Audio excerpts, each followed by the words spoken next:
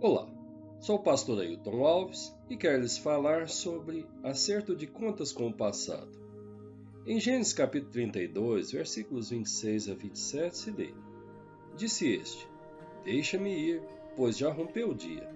Respondeu Jacó: Não te deixarei ir se não me abençoares. Perguntou-lhe, pois: Como te chamas? Ele respondeu: Jacó.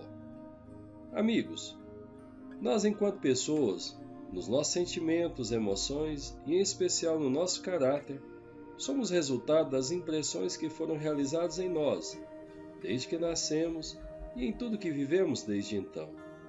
Jacó tinha um passado bastante complexo. O segundo filho de Isaac e Rebeca, segundo apenas por um pequeníssimo detalhe, já que o primeiro era seu irmão gêmeo Esaú, que foi considerado o mais velho apenas por ter rompido a madre da sua mãe primeiro. Ainda assim, com Jacó agarrado ao seu calcanhar, pois os dois já lutavam entre si, ainda no ventre da sua mãe, pelo direito de ser o primeiro, ao ponto de produzir tanta angústia em Rebeca, que chegou a desejar para si a morte. Cresceram separados nos seus estilos de vida e nas suas preferências, e nas preferências de seus pais, já que Isaac amava mais Esaú e Rebeca tinha como preferido a Jacó. Jacó recebeu esse nome que do hebraico significa aquele que vem no calcanhar, uma alusão ao seu propósito de suplantar o seu irmão ao nascer. Mas quando adultos, Jacó, contando com os conselhos e a ajuda de sua mãe, finalmente consegue os seus objetivos. Furta a bênção destinada ao primogênito e de quebra engana o seu pai Isaque, que pretendia dá-la a Esaú. Dessa forma, o nome e a história de Jacó passa a ter um novo significado. Agora, é Jacó o suplantador, o enganador. Para que não morresse nas mãos de seu irmão, Jacó foge para Padã Arã, para a casa do seu tio Labão, irmão de Rebeca.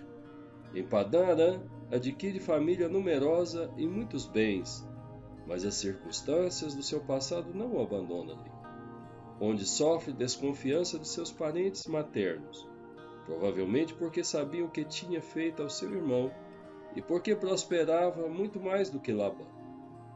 O passado de Jacó não poderia ser esquecido.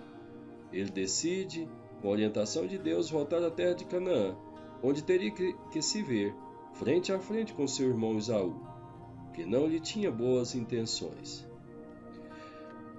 Armado e na companhia de 400 homens, Esaú vem ao encontro de Jacó. Jacó teme pela sua vida e pela vida de suas mulheres e filhos, e dessa forma, depois de muito orar, resolve ficar a sós à beira de um riacho chamado Jaboque. Às margens desse pequeno rio, durante toda uma noite, Jacó, aflito, luta com um anjo do Senhor e implora por uma resposta de Deus para o seu futuro e o futuro de sua casa, o que viria ao romper do dia, depois de uma noite toda de luta e insistências. A resposta do anjo não veio senão depois de Jacó ter que declarar o seu nome, e com isso reconhecer o seu passado de engano e trapaças, de conflitos, para suplantar o seu irmão Esaú. A declaração do seu nome foi como uma confissão, ante a qual o anjo declara: E então disse: Já não te chamarás Jacó, e sim Israel, pois como príncipe lutaste com Deus e com os homens e prevaleceste.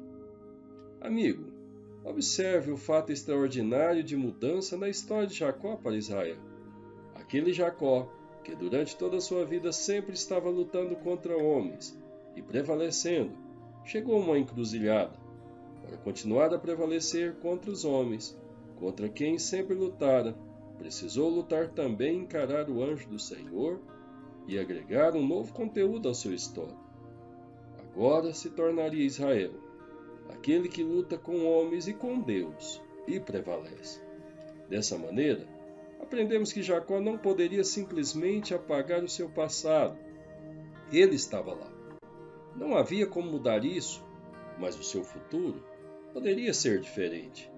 Aquela noite no vale do rio Jaboque, Daria uma nova dimensão e um novo propósito à vida desse homem, que de enganador do seu irmão e rival do seu tio Labão, com o qual porfiou por cerca de 20 anos, pela prosperidade do rebanho, agora deixa de ser Jacó, um pseudônimo para trapaceiro, para finalmente se tornar o pai da nação de Israel, a qual emprestaria o seu próprio nome. Jacó ainda não havia terminado de fazer o acerto de contas final do seu passado.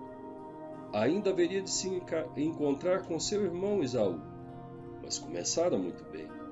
Começou do jeito certo, em Deus, e foi através de Deus que aplacou a ira de Esaú, que depois de tantos anos o recebe com um abraço e um beijo.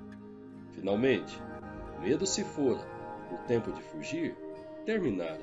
Jacó, o trapaceiro, também se foi, e eis que surge Israel, o príncipe. Amigos, o exemplo de Jacó permanece vivo para todos os que têm um passado lamentável e vivo, que lateja e espera por um acerto de contas final.